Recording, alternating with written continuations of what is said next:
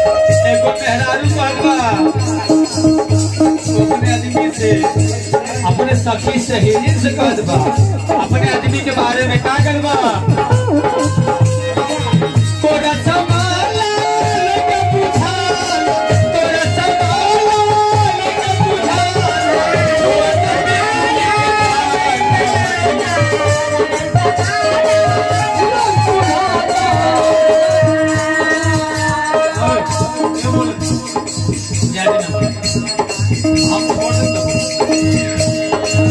सखी सहेली से कहत बा सुमत भाई रमेश बाबा देखत बा ना देखा देखा देखा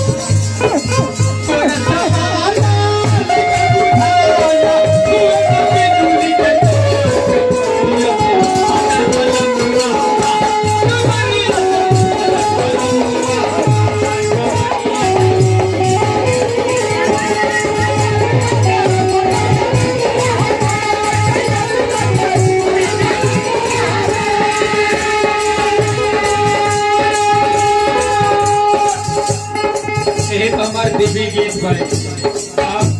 अब रिलीज भइल जाला अबे तारीख रिलीज भइल बा अरे भैया तो 3 तारीख बता दे भैया लोग अपने मोबाइल में खोल लिया हमारा रिलीज भइल गाना चंद्रिका चंचल आरती चंचल ऑफिशियल एससी से